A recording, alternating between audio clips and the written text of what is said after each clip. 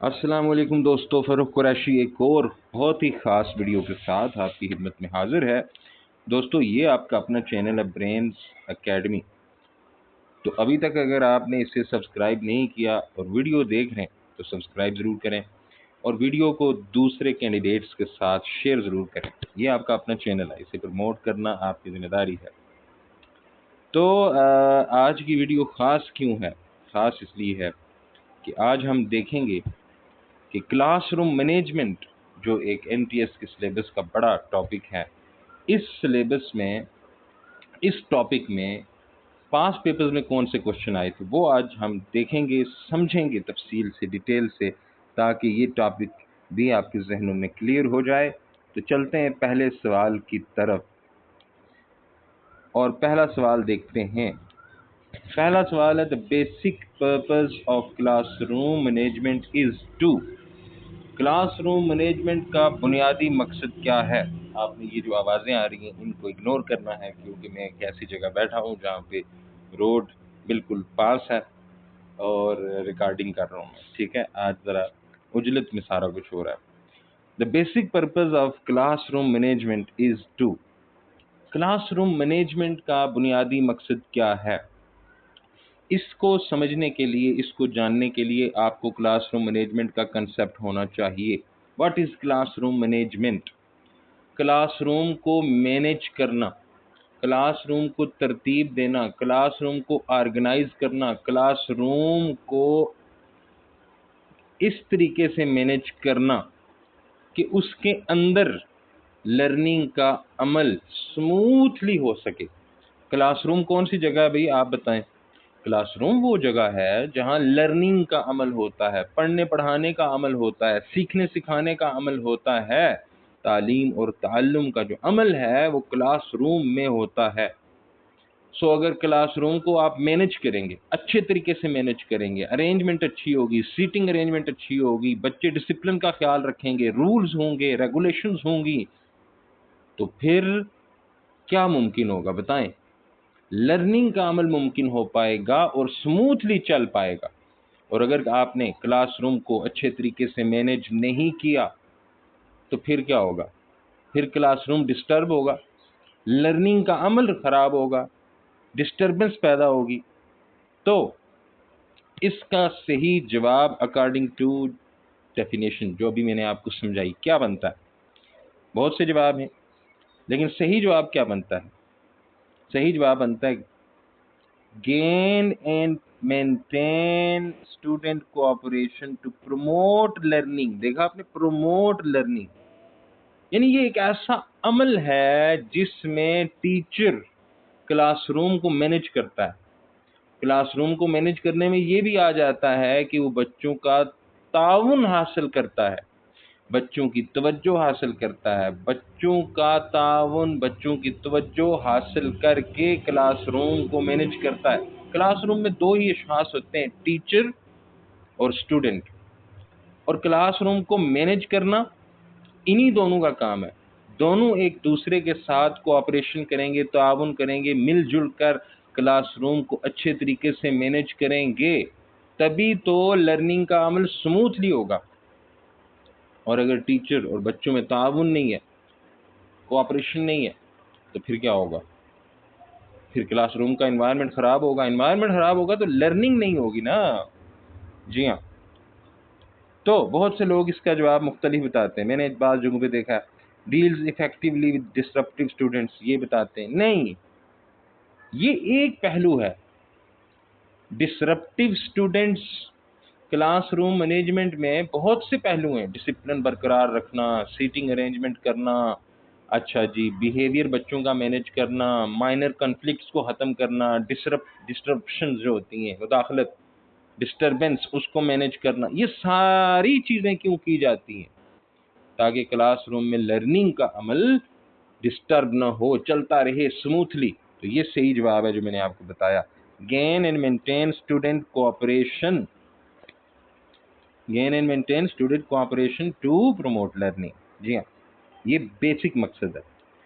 चलते हैं आगे। मैं उम्मीद करता हूँ, मैं सवाल को सिर्फ टिक नहीं करवाता, एक्सप्लेनेशन क्यों दे रहा हूँ?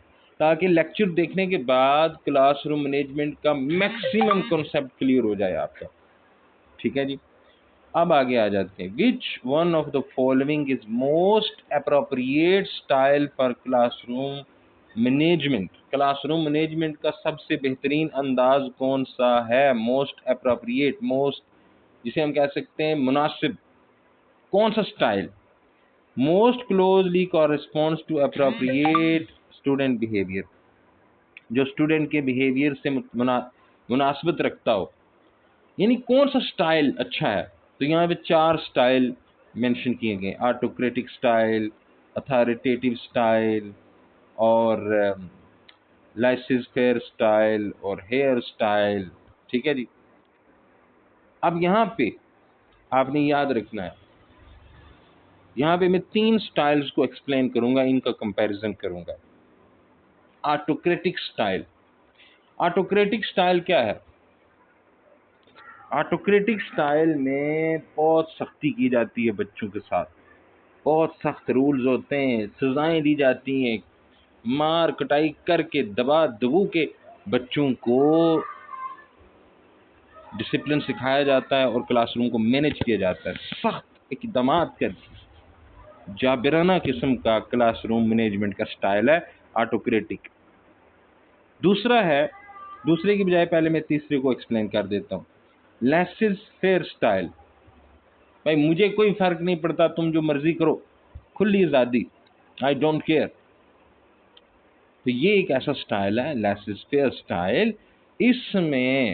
इसमें बच्चों को खुली आज़ादी होती है, टीचर परवाह ही नहीं करता, क्लासरूम मैनेजमेंट की परवाह ही नहीं करता, मर्जी है भाई, जो दिल में आए करो, जो तुम्हें ठीक लगे करो, जो तुम्हें फेयर लगे करो, मुनासिब लगे करो। पर मेरा काम है आना, अपना वक्त गुजारना, जो मैंने कुछ क्लासरूम में लेक्चर देना है, पढ़ाना, मेरा ये काम है, मुझे बाकी परवाह नहीं, पीछे तुम शोर करते रहो, क्या करते हो क्या नहीं करते, जो मर्जी करो। कंसेप्ट दे रहा हूँ, जरूरी नहीं है कि मैं इसको word by word, definition by definition explain करूँ। और तीसरा स्टाइल है अथॉरिटेटिव स्टाइल। अब अथॉरिटेटिव स्टाइल क्या है? इसमें टीचर अथॉरिटी के साथ स्ट्रिक्टली नहीं, बहुत स्ट्रिक्टली नहीं, अथॉरिटी के साथ अपनी जिम्मेदारी का एहसास करता है और क्लासरूम को मैनेज करता है, और इस प्रोसेस में बच्चों को भी शामिल करता है। बच्चों को बहुत ज़्यादा आज़ादी नहीं होती, नहीं, लेकिन बच्चों को कोऑपरेशन के लिए आमादा ज़रूर करता है। अथॉरिटेटिव, अथॉरिटी के साथ, ठीक है, डंडे के साथ नहीं, डंडे के साथ नहीं। टीचर पहले दिन ही क्लासरूम में जाकर बच्चों को बता देता है कि भाई आपने इन इन रूल्स को फॉलो करना है, और फिर डेली वो अपनी जिम्मेदारी के साथ, अथॉरिटी के साथ बच्चों के ऊपर मौजूद रहता है, ख्याल रखता है, क्लासरूम के हर रूल के ऊपर नज़र रखता है, बच्चों के ऊपर नज़र रखता है, बच्चों को मिला के बाज़ औक़ात बच्चों से मशवरा भी करता है। तो ये अथॉरिटेटिव स्टाइल है। और सबसे मुनासिब जो स्टाइल है वो अथॉरिटेटिव है, ना तो ये बहुत ढीला स्टाइल है और ना ही ये बहुत स्ट्रिक्ट स्टाइल है, मॉडरेट अप्रोच है इसमें, और ये सबसे बेहतर है, ये सबसे बेहतर है। बच्चों की कोऑपरेशन भी हासिल होगी और बच्चों को खुली आज़ादी भी नहीं होगी, बहुत अच्छा स्टाइल है। तो ये अथॉरिटेटिव, ठीक है जी, अथॉरिटेटिव स्टाइल सबसे बेस्ट। फिर हम आगे चलते हैं। Pin drop silence, pin drop silence is the, भाई मुझे बताएं, पिन ड्रॉप साइलेंस सवाल पूछा गया क्लासरूम मैनेजमेंट का, ये कौन सा तरीका है? कौन सा तरीका है? मॉडर्न तरीका है या रवायती तरीका है या वेस्टर्न है या इफेक्टिव है? कौन सा तरीका है? पिन ड्रॉप साइलेंस के टीचर क्लास में आए तो इतनी खामोशी हो कि सुई भी गिरे और सुई की भी आवाज आए, इतनी खामोशी हो कि सुई गिरने की आवाज आ जाए। ये कौन सा तरीका है? ये रवायती तरीका है, रवायती। स्ट्रिक्ट, इतनी स्ट्रिक्ट और इतनी सख्त और इतनी ऑटोक्रेटिक किस्म की क्लासरूम मैनेजमेंट के सुई भी गिरे और आवाज आए, बच्चों को बोलने ही ना दिया जाए, गला उनका बंद कर दिया जाए मार मार के। तो ये रवायती तरीका है, मॉडर्न अप्रोच नहीं है, ये मॉडर्न अप्रोच नहीं है। मॉडर्न अप्रोच में बच्चों को इतनी सख्ती उनके ऊपर नहीं करनी कि वो बोलने की भी इजाज़त ना हो, नहीं। मॉडर्न अप्रोच क्या है, ये अगले क्वेश्चन में हम आपको दिखाते हैं। Modern approach of learning suggest that schools should promote cooperation. Cooperation modern approach ये है लर्निंग की भी और क्लासरूम मैनेजमेंट की भी, कि बच्चों के दरमियान क्या होनी चाहिए, कोऑपरेशन, ताउन। ताउन से लर्निंग का अमल मुमकिन होगा, ताउन से सीखने और सिखाने का अमल मुमकिन होगा, ताउन से ही क्लासरूम को अच्छे तरीके से मैनेज किया जा सकता है। जी हाँ, यानी कोऑपरेशन, इसको प्रमोट किया जाए स्कूल्स में, क्लासरूम्स में। कोऑपरेशन वो वाहिद हल है जिससे क्लासरूम का माहौल, क्लासरूम का डिसिप्लिन, क्लासरूम के अंदर बिहेवियर, सब कुछ अच्छे तरीके से चलेगा।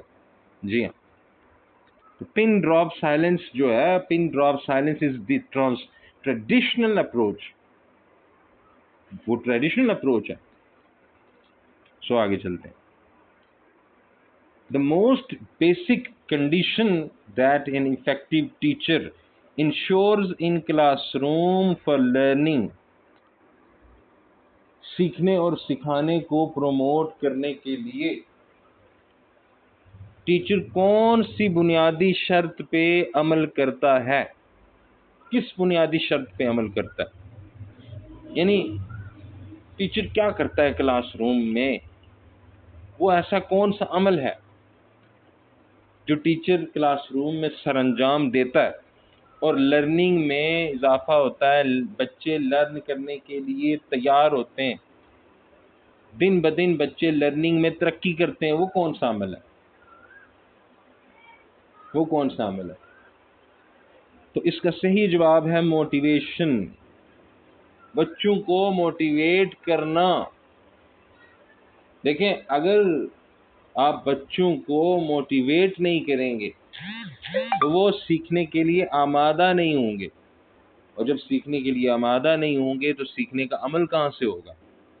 ये किसी का बड़ा मशहूर कौल है कि टीचर सिखाता नहीं है, टीचर असल में मोटिवेट करता है और बच्चे खुद सीखते हैं। ठीक है, तो वो कौन सी? इंटेलिजेंस तो नहीं है, इनकरेजमेंट।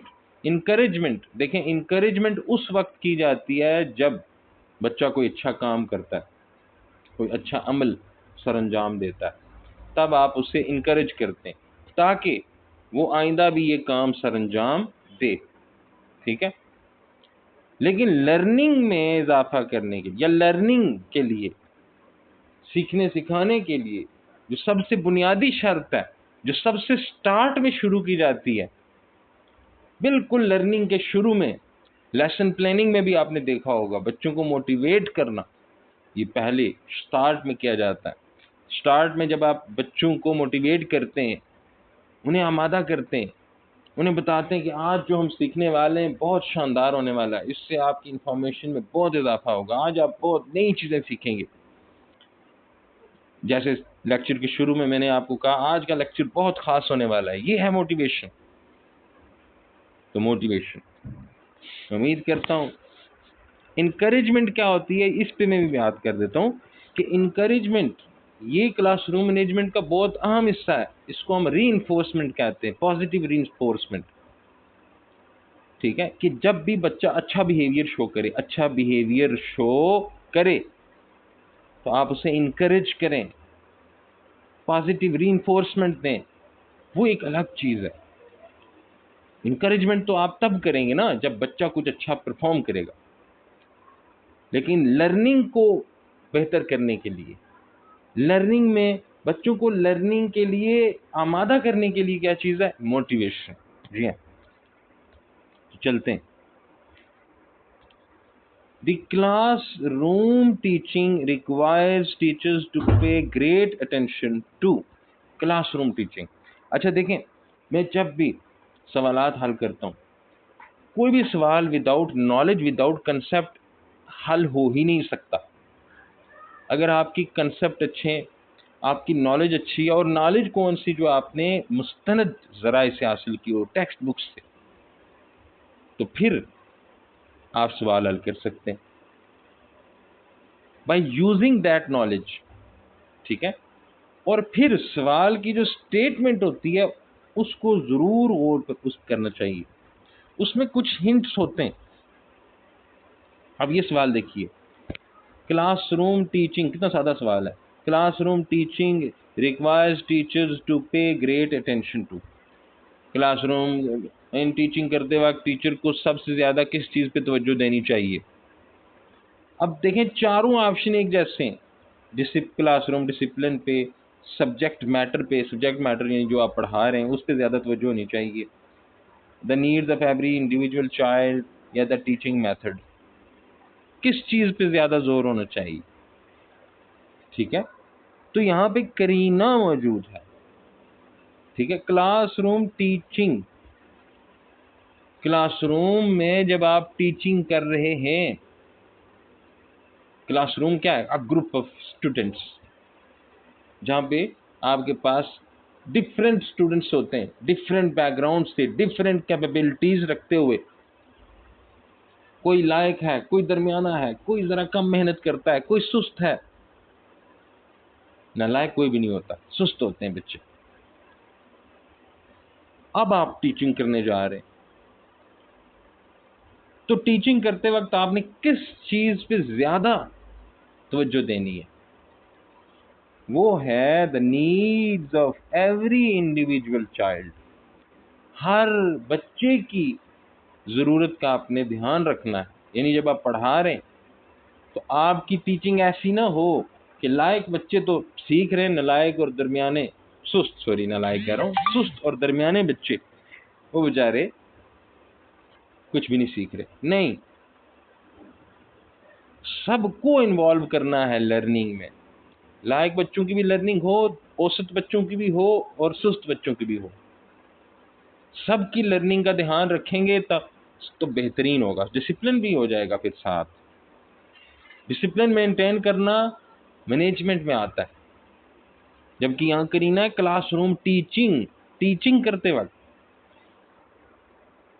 तो हर बच्चे की ज़रूरत का ख्याल रखना। इसको हम डिफरेंशिएटेड टीचिंग भी कह सकते हैं, और इंडिविजुअल जिसे कहते हैं ना, अब देखिए मेरे दिमाग से वो लफ्ज़ ही निकल गया। हाँ, इंडिविजुअलाइज्ड स्ट्रेटजीज भी हम कह सकते हैं। तो ऐसा ऐसा तरीका आपने अपनाना है कि हर बच्चे की लर्निंग का अमल मुमकिन हो सके। जी हाँ, बच्चों के दरमियान फ़र्क होते हैं ना, उन सारे जो डिफरेंसेस हैं, इंडिविजुअल डिफरेंसेस, उनका आपने ख्याल रखना है। ठीक है जी। अच्छा, when is the best time to tell students about the rules and consequences for better classroom management? अगर आप चाहते हैं कि क्लासरूम का माहौल खराब ना हो, क्लास अच्छे तरीके से मैनेज रहे, तो फिर बच्चों को रूल्स और रूल्स के नताइज, रूल्स, क्लासरूम के रूल्स और क्लासरूम रूल्स के तोड़ने के कॉन्सिक्वेंसेस, नताइज से कब आगाह करना।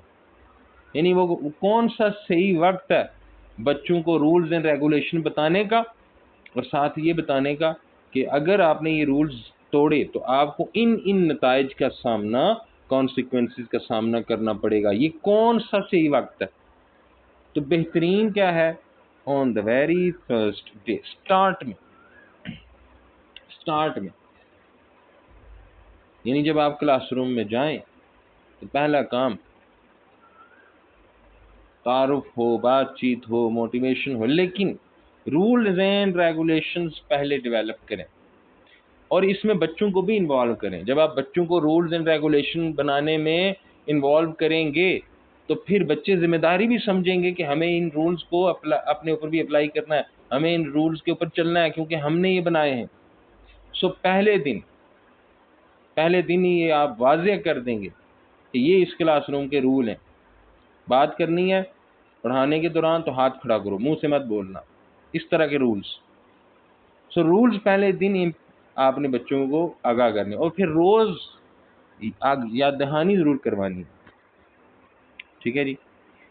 अच्छा, which of the following is the best strategy to manage disruptive behaviors more effectively in class? Disruptive behaviour से निमटने के लिए सबसे बेहतरीन स्ट्रेटजी कौन सी है? देखें यहाँ लफ्ज है डिसरप्टिव बिहेवियर। ये डिसरप्टिव बिहेवियर क्या है?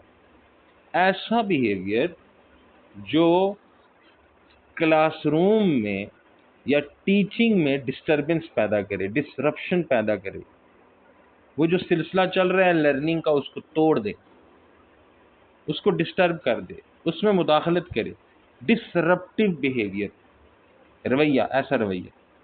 मतलब आप पढ़ा रहे हैं और पीछे जो बच्चा है वो क्या कर रहा है, वो बहुत ज़्यादा तंग कर रहा है आपको, ठीक है,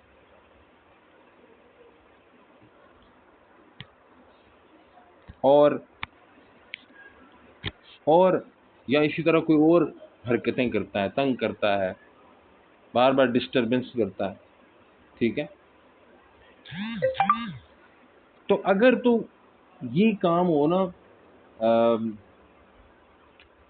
एक दो बार, पहली बार, तो फिर वर्बल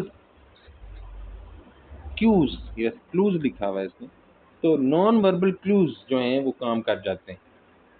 यानी इशारा, बच्चों को ऐसे आंख से तेवरी चढ़ा के इशारा करना, ठीक है। अगर तो माइनर सी डिस्ट्रप्शन है, बहुत ही माइनर डिस्ट्रप्शन है और पहली बार हुई है तो कोई मसला नहीं, आप क्या कर सकते हैं, नॉन वर्बल यानी बगैर बोले बच्चे को इशारा कर सकते हैं, तेवरी चढ़ा के, आंखों से थोड़ा सा गुस्से का इजहार अपने चेहरे पे ला के, तो आप मना कर सकते हैं। लेकिन क्वेश्चन को अगर आप देखें, यहाँ लिखा हुआ है मोर इफेक्टिवली। अगर क्लासरूम में डिस्ट्रप्शन बार बार हो, बच्चा बाज नहीं आ रहा मना करने पे, इशारा करने पे, नॉन वर्बल क्लूज से बच्चा मना ही नहीं कर रहा, और आप चाहते हैं कि ये डिस्ट्रप्शन खत्म हो हमेशा के लिए, इफेक्टिवली खत्म हो, तो फिर सबसे बेहतरीन तरीका कौन सा है? वो है इंडिविजुअल कॉन्टैक्ट। वो क्या है? Individual contact. यानी क्लासरूम के बाद बच्चे को अलग करके उससे बातचीत करना, उसकी काउंसलिंग करना, वजह जानने की कोशिश करना और बच्चे को समझाना। इसे कहते हैं इंडिविजुअली बच्चे से कांटेक्ट करना, सारी क्लासरूम के सामने नहीं, इंडिविजुअली। देखें क्वेश्चन में करीना होता है, माइनर डिस्ट्रप्शन हो तो फिर तो ठीक है ना, माइनर डिस्ट्रप्शन हो तो फिर आप नॉन वर्बली इशारा करके बच्चे को मना कर सकते हैं। एक तो ये मैसेजेस जो हैं वो जान नहीं छोड़ते। लेकिन अगर आपने इफेक्टिवली यानी वंस एंड फॉर ऑल आपने हमेशा के लिए इस डिस्ट्रप्शन को ख़त्म करना है, तो फिर आप बच्चे से इंडिविजुअल कांटेक्ट करें, बातचीत करें, ताकि वो आइंदा ये डिस्ट्रप्शन पैदा ना करे। ठीक है जी, तो चलते हैं आगे।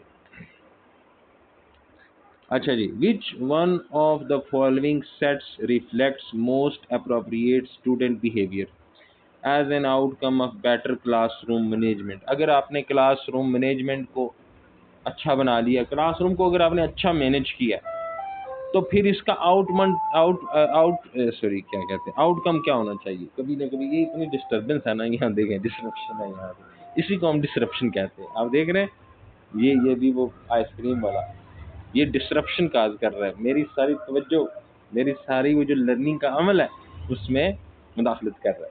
खैर, तो अगर आपने क्लासरूम को अच्छे तरीके से मैनेज कर रखा है, तो फिर बच्चों के बिहेवियर में क्या चेंज आनी चाहिए, बच्चों का बिहेवियर कैसा होना चाहिए? तो यहाँ पे बहुत सी ऑप्शंस दी हुई हैं, आपने देख लेनी है, ठीक है। मैं इसका सही जवाब आपको बताने वाला हूँ, ठीक है। आपने देख लेनी है कौन सी, ठीक है। मैं इसका सही जवाब देने वाला हूँ। अगर आपने क्लासरूम को अच्छे से मैनेज किया है तो बच्चे अटेंटिव होंगे, यानी उनकी तवज्जो पे कोई फर्क नहीं पड़ेगा, बहुत ही तवज्जो उनकी होगी पूरी क्लास में, लर्निंग की तरफ फोकस्ड होंगे। ऑर्गेनाइज्ड होंगे, ऑर्डरली, नज़्म ज़ब्त होगा, बच्चों की तवज्जो भी आपको हासिल होगी, बच्चे एक्टिव भी होंगे, इन्वॉल्व भी होंगे, ये सही है। आप देखें चारों बड़ी अच्छी खूबियां बच्चों में आ जाएंगी। फिर अब यहाँ देखें, to resolve the minor conflicts among students teacher use the technique of. अब सवाल पे गौर करना है कि अगर बच्चों के दरमियान माइनर कॉन्फ्लिक्ट, इस बात पे माइनर कॉन्फ्लिक्ट, छोटा मोटा झगड़ा हो गया बच्चों के दरमियान और इस झगड़े को आप ख़त्म करना चाहते हैं, तो आपको कौन सी टेक्निक यूज़ करनी पड़ेगी, बताएं जी। ठीक है, कौन सी टेक्निक? बहुत से लोग इसका जवाब अवॉइडिंग बताएंगे। नहीं, अवॉइडिंग सही नहीं है। ये लफ्ज़ है माइनर कॉन्फ्लिक्ट, छोटा सा झगड़ा हो गया। भाई बच्चों में जब आप छोटा सा झगड़ा हो गया तो इसे अवॉइड नहीं कर सकते। अवॉइड किया तो वो छोटा झगड़ा एक बड़े तस्वीर की शक्ल में सामने आ जाएगा। ऐसा नहीं करना, नहीं करना ऐसा। अवॉइड करेंगे तो वो बड़ा झगड़ा बन जाएगा और बात कहाँ से कहाँ पहुँच जाएगी। फर्ज करें बच्चे लड़ पड़े, मैं पहले पानी पीऊंगा, दूसरा कह रहा है मैं पहले पानी पीऊंगा, या बच्चे क्लासरूम के अंदर मैं पहले होमवर्क चेक करवाऊंगा, सर मैं पहले यहाँ खड़ा हुआ था, दूसरा कहता है नहीं मैं पहले उठा था। इस तरह के माइनर कॉन्फ्लिक्ट, इनको अवॉइड नहीं करना। इनका हल क्या है? वो है कंप्रोमाइजिंग, बच्चों को समझौता, डील करवाना बच्चों की आपस में कि अच्छा ठीक है, हम दो बच्चे हैं, वो लड़ पड़े, एक कहता है सर पहले कंप्यूटर मैं यूज करूंगा, दूसरा कहता है पहले कंप्यूटर मैं यूज करूंगा। तो आप उनमें समझौता करवाएं। देखो बच्चों, मैं आपकी डील करवा देता हूँ, आपका एक मामला हल कर देते हैं।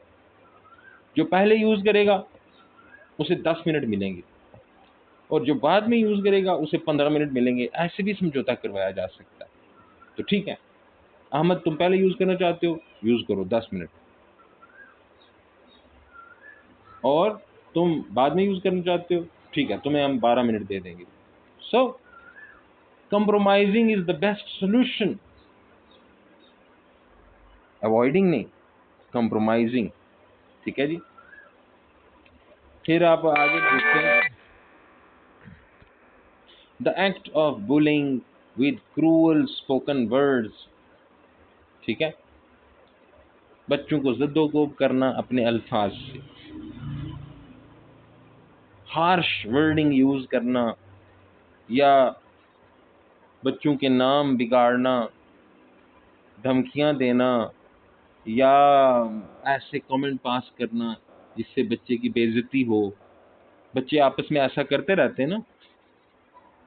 तो इस तरह की बुलिंग को क्या कहते हैं?